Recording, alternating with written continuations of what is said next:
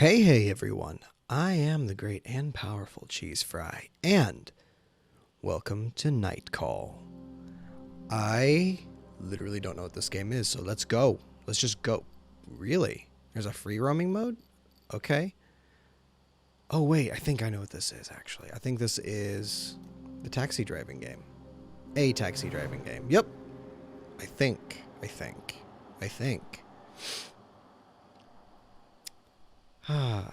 Okay. Choose the investigation. What? What? Oh,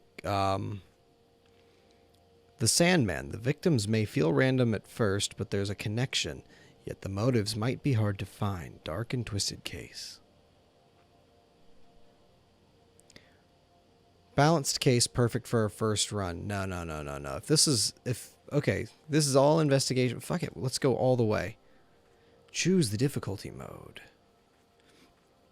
Let's see, money will be easy to get by. The investigation will be easier. Every action will take less time for a chiller experience. The way Night Call was designed, money will be tighter. Let's just do it the intended way. Okay. We only need 1 cup of coffee. This is okay. I thought it was one thing. I've got no idea. But it was developed by Black Muffin and Raw Fury and all them. And it seems like we are in Paris. Okay. So I'm getting like a massive film noir. Oh, I think I remember what this game is now. Okay, so this is like 100% film noir kind of, or a crime noir, but in game form, and I'm kind of into it because I've always enjoyed mystery stories. Sherlock Holmes is probably one of my favorite stories. But I grew up reading mystery books. There's a book series called The Misfits Incorporated, and it's about a bunch of kids in high school solving mysteries. That's not Scooby-Doo. There's no dog involved. Night Call. But it was really cool. I only read a couple of the books, but it was good. Doctor. Here? No, I can't. Sir, can you hear me, or do I need to speak? Speak louder. Louder. Yes, speak up. Louder. Is my voice loud enough? No. Louder. I'm gonna... Okay. Yes, thank you. Oh, boy. We have a lady doctor. Sir, you've just spent 2 weeks... Oh, shit. That's not good. Uh-huh. Coma. That's no good. The word scratches along your throat. Victim of assault. Naka Farm. What is this? Victim.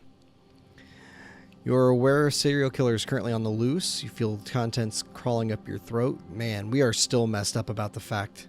Meteor calling the Sandman. Deprived of oxygen for several minutes. Oh, this... Okay, I need to slow it down.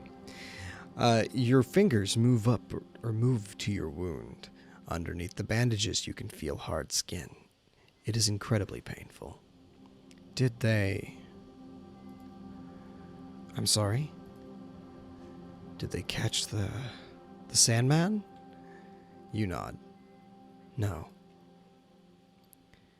What about my passenger? He was dead before you even got out of your cab. Oh, that's super not good. The doctor is silent for a second, a very awkward second. She hesitates. The police would like to see you as soon as possible to ask you some questions. You're currently the only one of the Sandman's victims who is still alive. Noise in the hallway attracts your attention. You try to turn your head to no avail. So we are a cab driver. You need to rest. She leaves the room. Her voice resonates in the hallway. You know, I haven't watched enough film noir to know the kind of narration that they have. The only experience I have with it is dead men don't wear plaid, and I don't think that's accurate. Another female voice joins in, a strong, authoritarian voice. You can't make up what she's saying. A strange feeling washes over you. It's not pain, not fatigue. Some odd combination of the two. Before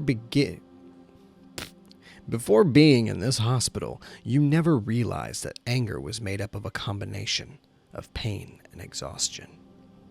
Anger, a feeling that you know all too well. Days go by, and a month later. Are we released? Knocked eine.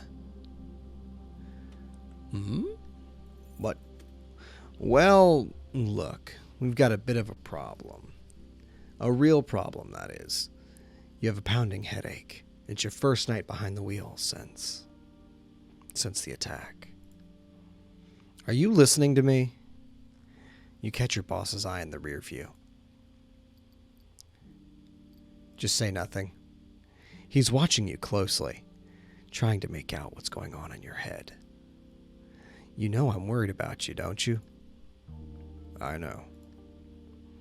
You're like a son to me, you know? I know. And you know he's about to tell you the story of his taxi fleet again. When my father died and left me the store, I could have sold it.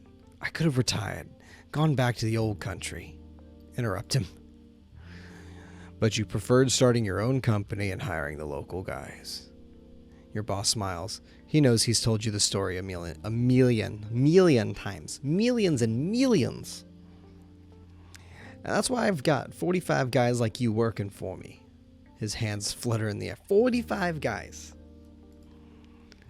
Though none of them are any match for you. Oh, I guess I was doing this. He smiles. His voice suddenly takes on a serious note. Do you want me to go over everything again?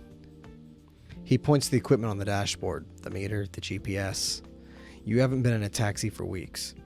Maybe you do need a little refresher. Yeah, good idea.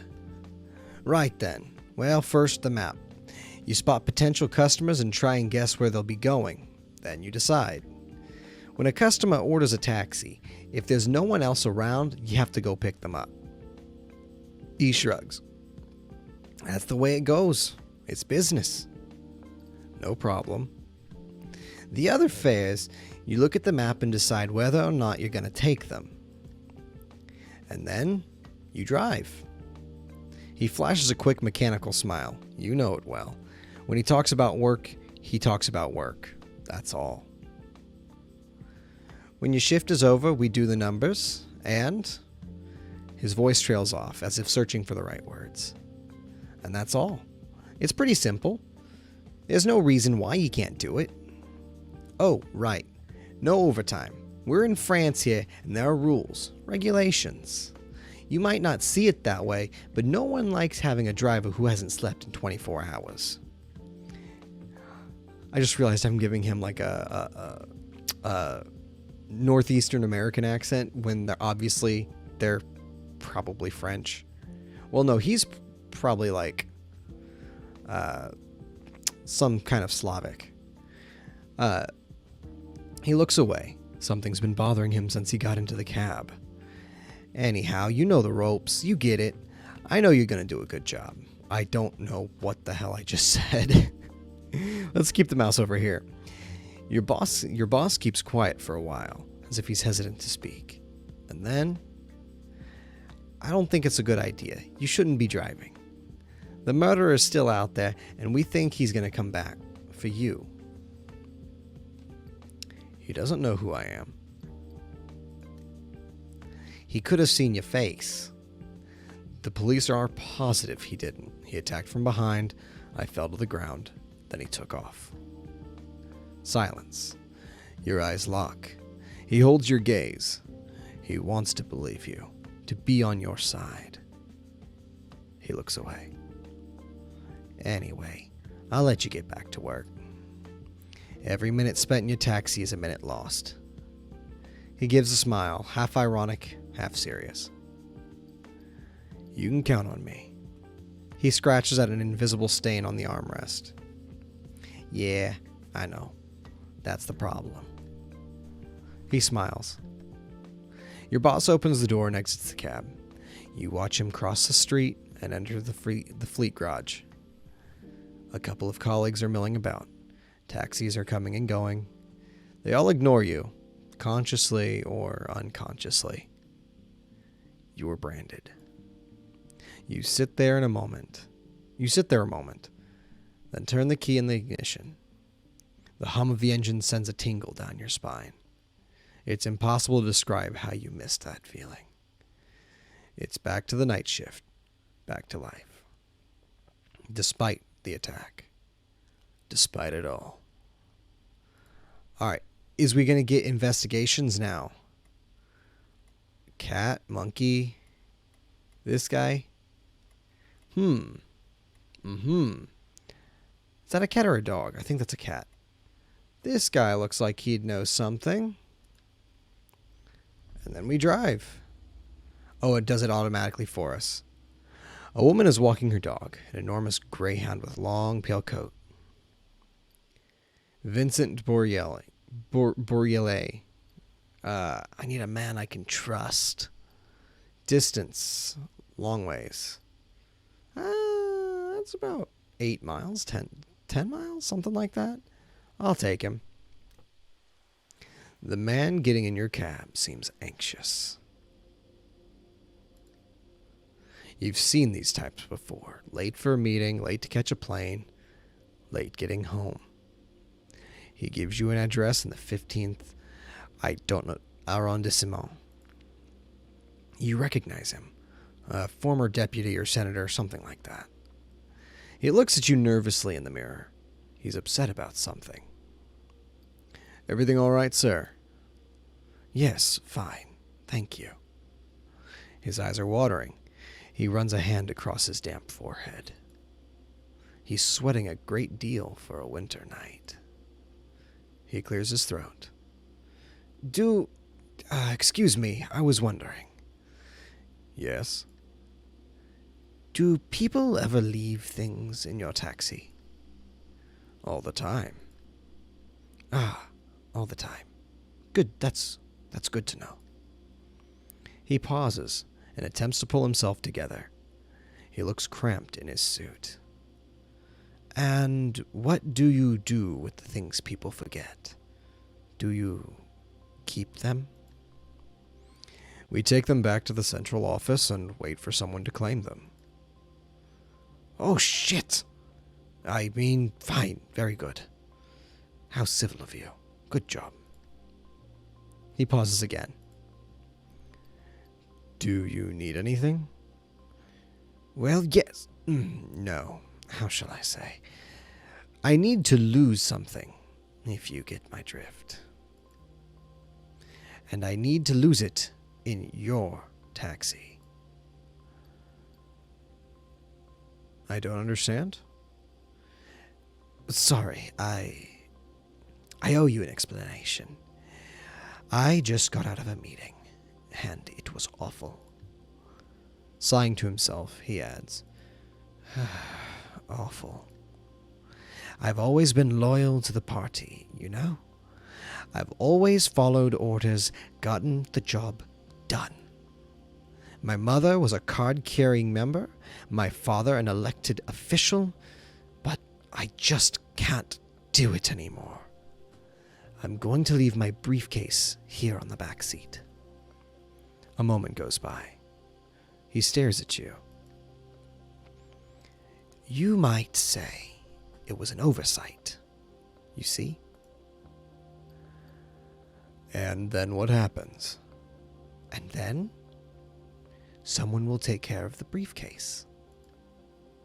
When you drop the taxi off, bring the briefcase to the head office. Someone will pick it up. He takes a deep breath. This country we live in, it's going to hell in a handbasket. Everyone running it is corrupt. They've sold out. They're thieves, all of them. That sounds pretty accurate, actually. That's most countries, I imagine. He slowly lays the briefcase beside him. We have lunch with the lobbyists, dinner with bankers. We should burn everything, start over from scratch. Sometimes I dream we all get sick, be swept away by a political plague. A flu for suits. He pauses, exhales, and shakes. I can't bear to see them spend 600 euros on a meal when they just decided to close a hospital that suddenly became too costly to maintain. 6 months ago, we refused to vote for a law that would have prevented the building in Pantin from burning down. Do you remember?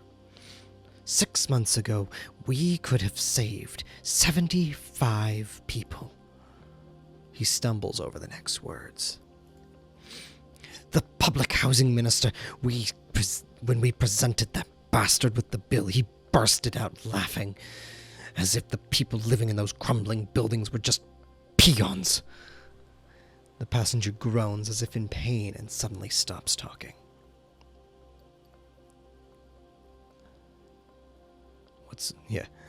What are you going to do now? I'm going to sleep. Then they'll send me to prison. Or worse, to be a far-off ward. Some overseas territory. Guana or something like that. He struggles to swallow. That's what they do to traitors. And after that, we'll see.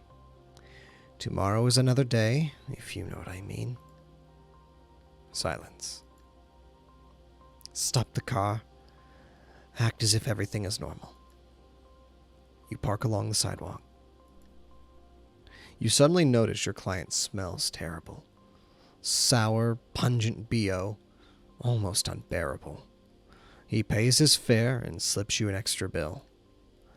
Your compensation. He gets out and walks away quickly without turning back. You open the window to air out the cab. Hey, I made some money. Lots of money, actually. He gave me twice as much in the tip. Sweet. All right, I guess I have no choice but to take that. Let's see here. Got a couple of shady figures over here. It looks like a bunch of water. Why does this look the way it does? That's weird. So we've got folk that are apparently traitors to the party. What's going on here? This is getting me. This is intriguing. Okay, let's see. He's got a hat on. These folk are more interesting to me than these. Except she is shiny. Okay. I feel like I'm supposed to pick her because she was shining. On your right, the door of the nightclub. The music makes your windows shake. I'm off to the 6th arrondissement and my friend to the 17th. Okay, so I'm making 2 drop-offs? Okay. This will take a bit of time, it looks like. Shouldn't be that bad, though. Plus, we're heading back into the heart of the city, which is where I want to be. You pull up in front of La Pierre, a starred restaurant you've heard a lot about. 2 women are waiting out front, standing a ways apart. Social distancing, very responsible. I can appreciate this. The first is one of your suspects. You recognize her face right away. She's connected to the hedge fund that managed the Albatross, the apartment building that burned down. The second woman, you've never seen her before. She's wearing pajamas. She has a dumb smile on her face. They hug each other goodbye in an oddly distant way. The first leans over to your window. We're going in 2 different directions. Cold, very blunt voice. You can tell by her tone she's trying to impress the other woman. I'm going to Saint Germain, while she's going to Étoile, Avenue de la Grande Armée. Anyone who's French in the audience, and I'm sure I know for a fact there's at least one of you, I am so sorry. Both women look at each other. The one wearing pajamas raises her hand. Go ahead. I see another taxi at the end of the street. Don't worry about me. Go. She turns to her friend. Is that okay with you? No worries. Call me? Of course. Let me think about your offer. Your suspect gets into the cab. Your next passenger gets in and you start driving away from the restaurant. Your passenger turns around, trying to catch her friend's eye, the one she left behind on the sidewalk. She sighs a very strange sigh. It's horrible. Just horrible. The restaurant? No. The restaurant was exquisite. I was talking about... She realizes she was talking out loud and freezes. There's a short moment of silence. She looks at you closely and decides you must be trustworthy. You've always been a people person. You see it as a sort of superpower. My friend, what's happening to her is just horrible. She's not doing well. She's in a bad way. Doesn't know what to do anymore. She was telling me about her new idea, her new business plan, but it's obvious she's at the end of her rope. I helped her build a future for her business, and she burst into pieces, just like that huge blimp way back when. It's horrible, especially since... Her voice fades out for a second, floats in midair. Yes? She doesn't seem to notice your question. Her eyes remain unfocused for a while. Something crosses her line of vision. She seems to perk up. I don't know why I'm telling you all this. You try to find something to say, but she continues without paying any attention to you. Have you ever been in a situation where someone you absolutely adore makes one bad decision after another? She doesn't wait for an answer and keeps talking. Well, the woman you saw earlier is just that person for me. She keeps going, using words you're not accustomed to. You hunt for some sort of clue in her pleasant voice. She suddenly bursts out laughing. More of a sardonic snicker, really. She had her hands on a gold mine and she let it all go. All of it. New clue. Sweet. I had no choice but to fire her. I'm not proud of myself, but a company's well-being has to come first. Love that fiscal responsibility. She pauses, apparently out of necessity. She got this crazy idea in her head. She wanted to go back to the original size. What? Those are the words she used. Original size. You pull into your passenger's street. She doesn't notice and keeps talking. How am I supposed to explain that to the stockholders?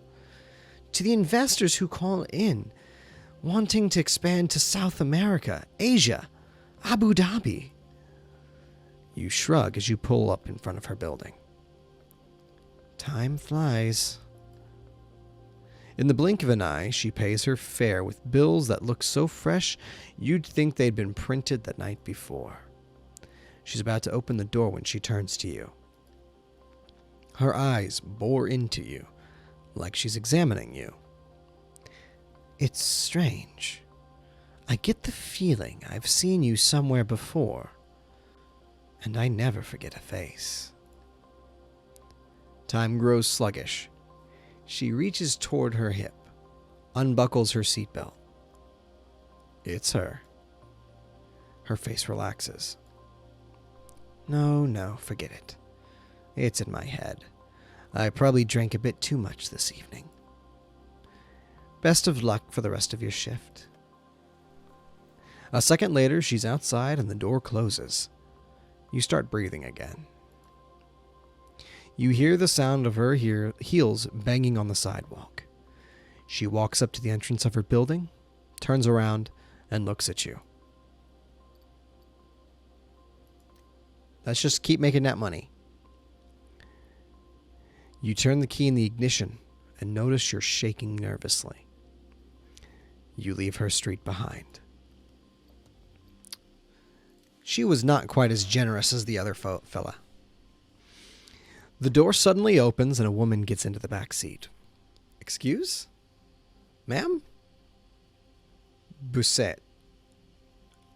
We got an achievement, une étoile. Having a good night? For a second, you freeze. One of the cops on the Sandman's case. She grins at you. Her voice creaks. You remember seeing her at the hospital. Something already bothered you about her there. You know, it's actually pretty crazy.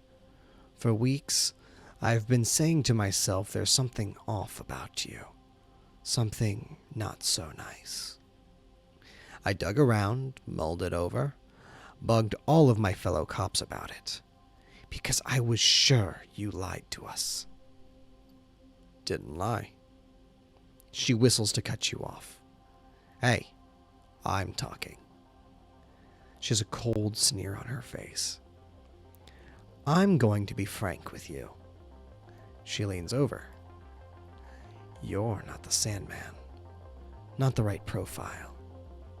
She squints, like she's trying to make you out from far away. Like you'd gone to the extent of hurting yourself. Yeah, between us, it's a bit of a stretch. She stares at you. But not enough of the stretch for my chief to stop going on and on about you. Seriously, he talks about you all the time. If I didn't know better, I'd think he had a crush on you. She smirks. No. I think he's more interested in your profile. In prison at 17, an icy chill fills your guts. And for murder, too. You open your mouth, but nothing comes out. Since you got out, you've kept a low profile. But you're lying about your name and your address. I checked. It's normal, you'd say. If they get word of your time served, no loan for your permit, no lease for your car, meaning no second chance at life. Her voice becomes softer, almost warm. I personally like a guy who wants a second chance. No, I like guys who fight for a second chance.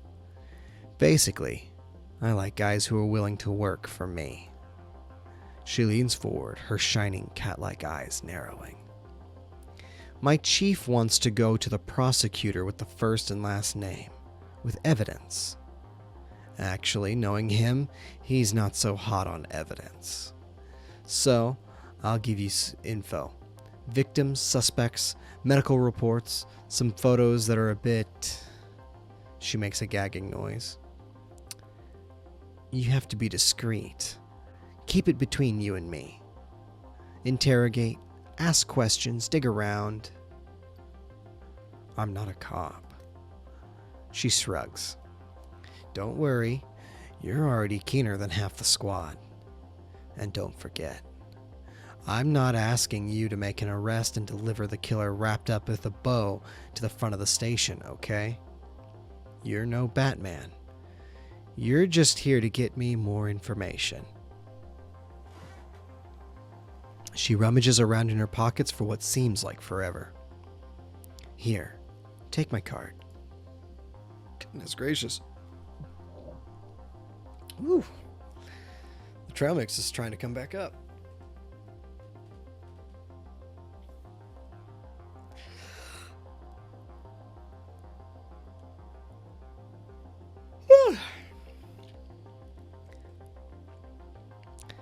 I'll call you in 3-4 days just to check in. We'll chat. And I'll let you know if I have any new info. She takes on the didactic, paternalistic tone. Paternalistic. Would it be maternalistic? Because she's a... whatever. Like she was giving you a list of recommendations for the 100th time. Don't get caught. Don't get arrested. Also, I wouldn't recommend trying to leave Paris. I know what you look like, and I know who your friends are. You can either be the solution or the problem, my friend. She takes a minute to scan your face, your emotions. If I have to, I'll check in with you-know-who. Her smile is biting. That reminds me. She know you've done time? You shake your head. She snickers. Oh, my little dirtbag. You cover your tracks well. Let's just stay silent here. She acknowledges your silence with a nod. Okay. I think you've got a handle on our little deal. Any problems? I turn you in. I'll send your picture to all my friends in the media and every asshole in Paris. Your picture with your name on it. Your real name. Anyone close to you will have their places searched. They'll be put under house arrest, spend nights in jail. You have any idea how tense things are with that fucker's trial underway?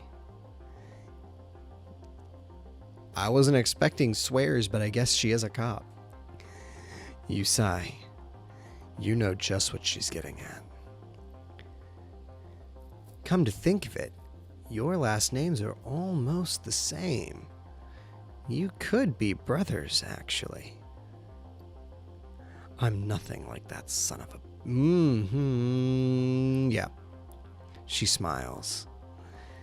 Let me tell you, with that face of yours and your handle, they'll welcome you with open arms. Just say nothing.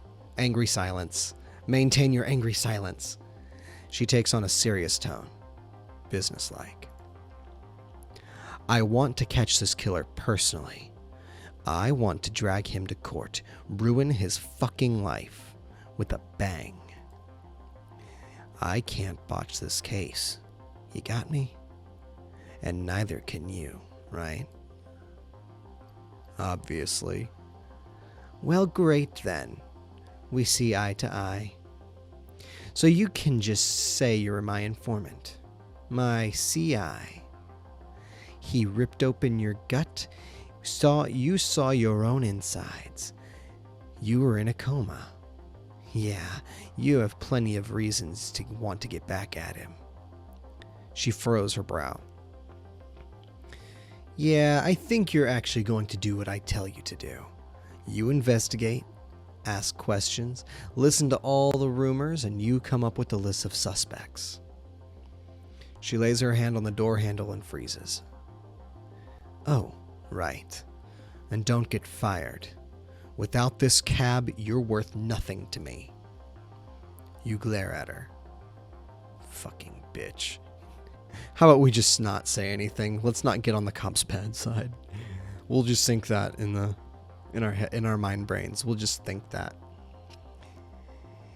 She puts her hand up, and you can hear the words behind it. This conversation never happened. I'll make sure you get more intel tomorrow. I'll find a way. Until then, not a word to anyone, obviously. Not a word. The door opens, squeaks, and slams shut. Fucking bitch. You sit alone for a while, teeth clenched, dry-eyed, ears buzzing. Shit. On the back seat, the cop left a pile of papers. Shit. Key in the ignition. Motor running. Radio on, crackles. You turn it off and start driving. Talking to passengers might unlock new documents and clues for your investigation. You will find them back at your studio after your shift. I have 4 new clues. Cool. So how much time do I have left on my shift? Is my shift over? Nope. Yes, it is over now. All right. So we're going to put up our clues. Oh boy. This is going to be interesting. You take a second to enjoy the silence of your studio apartment. Outside, the city is slowly waking up. You can still hear the hum of the taxi buzzing in your ears. You throw the files Busette gave you on the table. On the wall, you hung up the big corkboard where you used to pin photos of your nephews. They've been gone since you got out of... Your plan is simple. Jot down all the pieces of evidence and connect them to the suspects. The guilty party won't necessarily be the one with the most evidence against them, but the one with the most compelling evidence against them. It's like you're building a story about each suspect, trying to understand their motives, understand how he or she got into the situation. Your neighbor flushes the toilet. Out of the corner of your eye, you can see the pipe shake. It's time to get moving on your investigation, and we will do that in the next episode. I am already going to enjoy this, I think. So, thank you guys so much for watching and hanging out with me today. And if you want to see more, just hit that subscribe button, hit the like button, and leave a comment saying what game you want to play, or what, let's ask a question. What was your favorite type of story to read or experience when you were a kid? Let me know in the comments below. And I will see you tomorrow.